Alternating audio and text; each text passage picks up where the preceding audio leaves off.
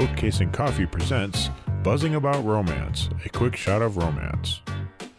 Hey everyone, welcome back to Buzzing About Romance, a quick shot of romance. I am Becky, and this is our last quick shot of romance for 2021. And joining me for this episode is my co-player, Leah. Hi, Leah. Hi, Becky. And I cannot believe this is our last episode of 2021. It's been a wild ride. It has been. I think I did the numbers, and I know you can find it on Instagram. We did over 100 quick shots this year. So a lot of books that we've talked about. A lot of books. 183 book recs we have given this year in episode form. Is that counting the best of the last? It does not count the best of, and it does not count any of our drafts, which would be our hockey draft, our book boyfriend draft, our best girlfriend draft, or our football draft. Okay, because I was going to say, there's like 100 books in just those episodes. Right.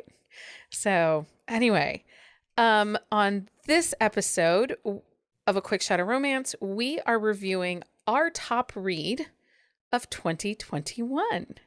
Okay, so this was not my number one pick for the year, and I ugly cry at this book. And I reread it today, actually, and I was ripped apart and then put back together. Aly Martinez, hot damn lady. She knows how to, she can write a good book. She really can. So it's funny. So we are reviewing From the Embers by Aly Martinez, and actually a book from her and Mo Maybe was my number one read of 2020. So are we seeing a trend here? Well, what is 2022 going to bring us, Aly Martinez? I don't know. Mo Baby. And Mo maybe. I think what it is about Aly's books is, what did she call them that she writes? Catastrophe romance. Yes, catastrophe romance. She brings out these huge emotions, and she takes you for a wild ride. She does. But she puts you back together in a way you never expected. Yeah. But then she rips you back apart. A little bit. A lot. Okay, so give us the synopsis of from Goodreads for From the Embers by Aly Martinez. Okay. In the aftermath of tragedy, it's strange the things you remember. The deafening boom as the house exploded. The paralyzing fear as I searched for my wife. The blinding smoke burning my eyes as I carried her out. The carved into my soul for the rest of my days would be the earth-shattering realization that the woman in my arms wasn't my wife. Bree and I were the only survivors. Not that either of us were truly living after that night. As a single dad with nowhere else to go, I moved into her guest house, and somehow, through the guilt and grief, we forged an unlikely team. It took years, but I watched the gradual return of her smile, slow and life-altering. The two of us could sit outside for hours talking about nothing, and it filled the massive hole in my chest with my new life. I may have carried her out of that fire, but the truth was, Bree saved me. As we healed, the secrets and lies of the past smoldered in the ashes, threatening to ignite again. Our love was born from the embers, and together we go up in flames. So the release date on this was April 28th of 2021. Again, we had Aly on back in May for an episode, and we talked about her writing style and how she wrote this book, so you should go back and listen to that. Tropes in this book are single parents, slow burn, tragic events, enemies to lovers. This is a dead ex trope, and I'm not sure the pin-out percentage. It was slow, like 60 or 70. Here, let me see if I can find it real quick. It was a slow burn, but the slow burn makes sense because of the way the story pans out. Like, if it had been sooner than that, like, it wouldn't have. So we're not going to give a lot away in this review, because the power of the story, 51%. The power in this story is the unexpected. And honestly, go into this book expecting the unexpected. Because I've never read anything like this. I've never read anything like this. When the book starts, Jessica is married to Eason. Bree is married to Rob. Yes. Jessica is Bree's best friend. Rob is Eason's best friend. No, are they best yes, friends? They were best friends. Then that is actually how they all like came together. Oh, that's right. That's right. I'm sorry. Eason and Jessica are struggling. They have a small child, and Eason is trying to make a go of a music career. He's trying to be a singer-songwriter. Financially, they're struggling. Bree and Rob are the opposite. Yes. They are wealthy. They have 2 children. Yes, right? 2. Madison and Asher. Bree has turned her lifestyle blog into a full-blown brand and business. Think Ray Dunn or think the Magnolia, the Gaines couple. Chip and, well, I don't know. I don't follow all that crap. I don't remember her name now. But basically, Chip and Joanna. She has taken her, with the help of Rob, she has taken her lifestyle blog and has turned it into this full-blown corporation. The couples have gathered for game night, a get-together. The kids are all at Rob and Jessica's house. No, Rob and Bree's house. Rob and Bree's house. Okay, so the kids are at Rob and Bree's house. They're having game night at Eason and Jessica's house, and tragedy strikes. The house basically explodes. Like, we are not giving things away. Like, when this happens in chapter 1. It happens in like the first 7% of the book. Yeah. So the house blows up. Eason is like freaking out. He finds a body, sees a dress, and carries this woman out. He realizes it is not his wife. And what follows, you kind of want to like break, because the things that are like said, like you understand it in the moment, but like your heart just breaks for both of them at the same time. Yeah.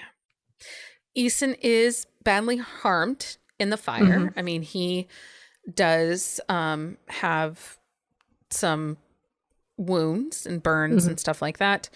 And the story really kicks off as he has come to the realization of, one, he has no place to live. He has a young daughter that he needs to take care of. And he's not sure what he can do. Well, he has nothing. Like, he gets out of the hospital and he is picking Luna, his daughter, up from Bree's house. And he gets there and he's like, she has a bag. And I have a bag of stuff like a friend got together. He's like, I don't have a wallet. I don't have a debit card. He literally has nothing. Yeah. And things were not great before this fire happened anyway. And so, he still has the, debt and all of that had previously plagued them. So Eason is a singer-songwriter. He really swallows his pride and his ambitions to keep peace with Jessica before the explosion. Like, he's trying. He loves her. He really does love her. Yeah. And he had gotten signed for a record deal. And again, this is all in like the first chapter. They talk about this. He had gotten signed for a record deal, like had an album in the works, and the company scrapped his contract. And so he's kind of struggling. And I think part of it is he's struggling to really like find his place again, because he had this moment where he's like, I've worked so hard to get to this point, and he had that like in his grasp, and then it kind of all fell out from underneath him, and he wasn't sure what to do with it. But and then there's Bree. I think, she hard worker, but I think she lives behind a veneer. She's not a happy person.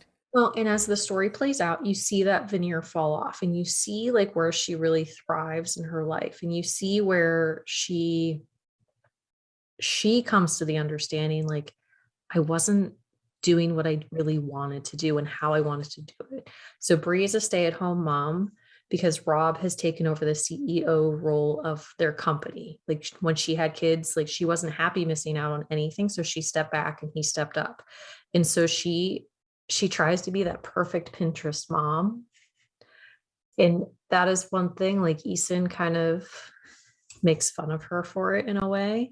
But Bree is, excuse me, Bree is very type A, OCD almost personality. So she is a lot. She is truly a lot. And she does not come across as the most likable person. And you don't really like her at all for a long time. Well, and you sit, as you read the book, especially the first like 20, 30%, you sit here and you think, okay, I hate her. Mm-hmm. How is this author going to bring me around to redeem Bree in my eyes?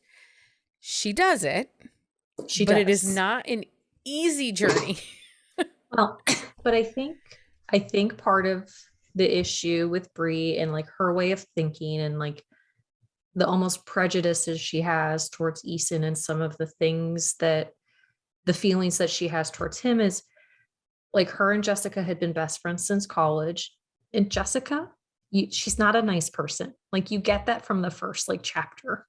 She's just kind of bitchy to Eason. Like he is explaining to her like how like he's trying to do things and she's not appreciative of the fact that like he's trying to support their family, but she's not working.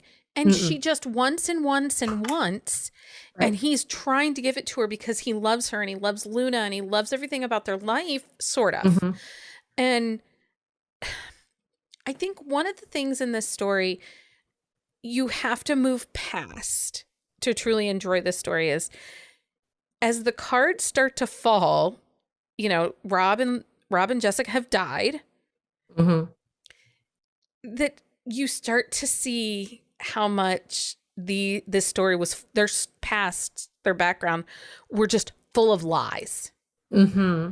I mean, it is a house of cards and the lies start tumbling out as we get farther into the story.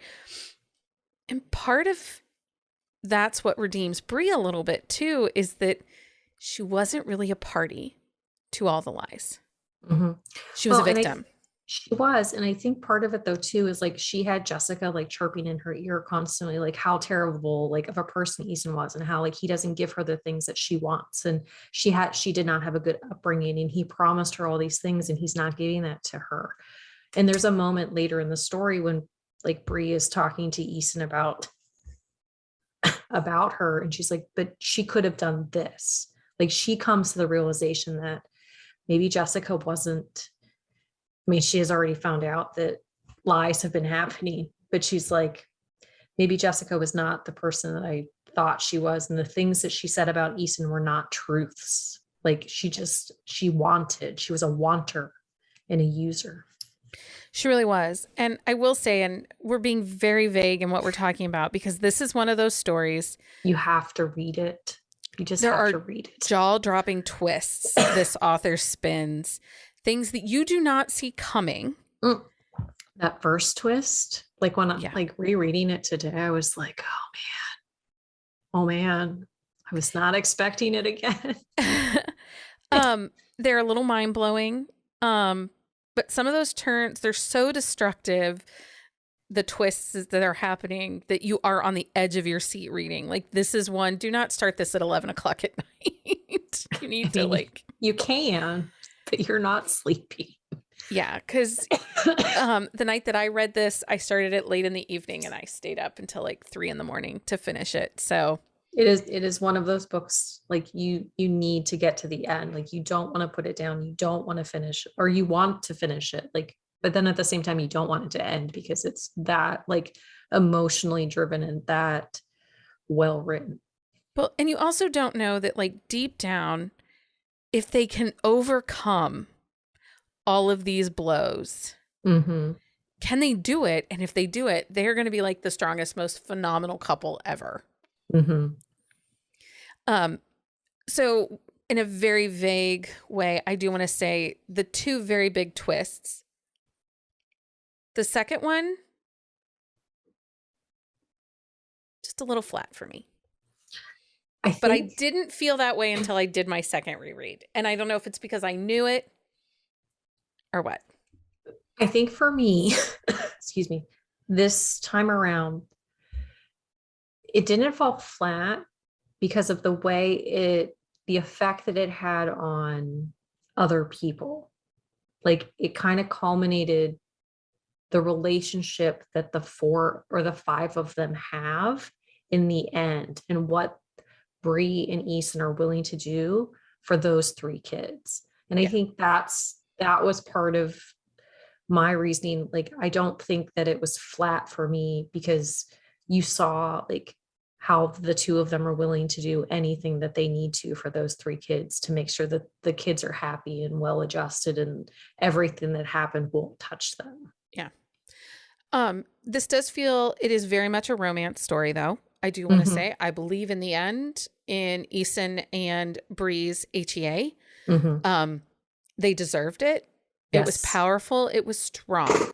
So while it is very emotional and lots of twists and turns, I don't feel any of those overshadow the actual romance and the evolution of their relationship. I don't think it overshadows it. And actually, I feel like there are moments where things happen that it strengthens it. Like, it strengthens their relationship because they are going through these things together. Like, not necessarily as a couple, but like they're going through it together as like their own homemade family. Like, they choose to become a family before they become a family.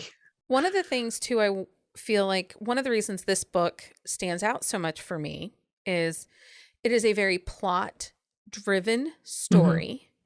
However, even though it is plot-driven, you know these characters, you know their relationships. Do we get a huge character arc for them? Not so much. It's not as character-driven as our previous selection. But at the same time, like you watch them go through this ebb and flow of grief. And I think that in itself is a huge character arc, because grief affects every person differently. Like the ebb, the flow, the ups and the downs.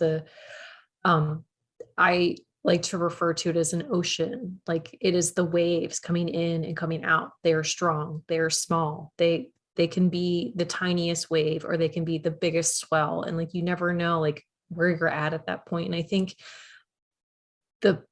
the base of the story is that arc of grief, and how Easton deals with the loss of Jessica, and then deals with the discoveries that they've made, and then deals with the second twist, and how Bree is this controlling, like perfectionist, in how she deals with the grief, and then how it affects the way she truly is. Because by the end of the book, like, there are things that beginning of book Bree would never have been okay with. Right.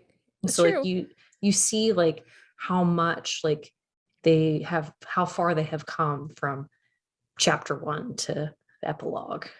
It's true. And but as plot driven as this story is, I don't feel like it overshadows the characters. No. And sometimes we do get plot heavy stories that the characters almost feel secondary to the plot. Right. This was a really great balance between character and plot. But it is a little more plot heavy than character heavy. But not in a bad way. No, not in a bad way at all. It's excellent. And we'll get to that here in a second. Is there anything else we should say about this before we get to our questions? I don't think, because there's so many things in this book that if we talk about them, although I did really like the red M&M part. That was really funny. Eat all the red M&Ms. I did, okay, but I like that like whole like piece of the story. Yeah. Okay, so Leah, did you like this book? I love this book. Again, this is my top read of 2021, and there are so many moments that happen in this book that you're not expecting. And I love the element of how much the kids are involved, and how that like whole single parent storyline plays out as well. I do like this book. I struggled connecting with Bree in the beginning, and even in the end, I'm not sure I loved her. But the reason this book is my top read is there is something about this book that keeps calling to me, and I keep coming back to it. Well, but I think that the fact that you don't love Bree at the end is okay though, because we're not going to love every character in every book. Like, but you like Easton. Like, Easton is like he's this strong force of emotion in, like, you don't hate Bree. Oh. But I think that is something to be said about a good book where you don't love both characters at the end, but you're still a huge fan of the book. Yeah. Okay, Leah, who would typically like this book? Fans of A Somewhat Ugly Cry book, because honestly, I totally did. I might have been extra emotional when I read it the first time around because I definitely ugly cried, but it's an emotional read. So you need to like the emotion. You also need to like angst and drama and a shock factor. Mm-hmm. So yes. If you're just reading because you want light, fluffy, and fun, this is not the book for you. This is not the book for you. Okay, Leah, would you recommend this book? I would recommend this book. I have recommended this book multiple times throughout the year, but I recommend anything that I've read by Aly Martinez because she has that knack for tearing you apart and putting you back together. She does. I would totally recommend this book. It is a unique and powerful story that will leave you a bit emotionally drained, but it's a story that sticks with you. Months later, I still think about it. I still, I don't know that there was any other book this year that I read that affected me as emotionally as this book did. And, we read a lot of books and a wide variety of books. We do read a lot of books. There was something in this story, the way it is written, the tragedy, the healing, the grief that just calls to your soul. It's a very powerful story. It is. So, okay, everyone. This is our last quick shot of 2021. And so thank you for an amazing 2021. And we hope you stick with us in 2022. We have some really awesome and exciting things that are coming. Yeah. So if you have any books you think we should be reviewing for a quick shot of romance, shoot us an email at thebees@bookcaseandcoffee.com. Happy New Year, everyone. Happy reading in 2022. Until next time. Bye, everybody. Find us on Instagram at buzzingaboutromance or on Twitter at buzzingromance. If you like the podcast, please leave a review. If you'd like to support us directly, join the Bookcase and Coffee Patreon and receive exclusive content only available to Patreon members. Check out bookcaseandcoffee.com for our on-the-shelf show notes.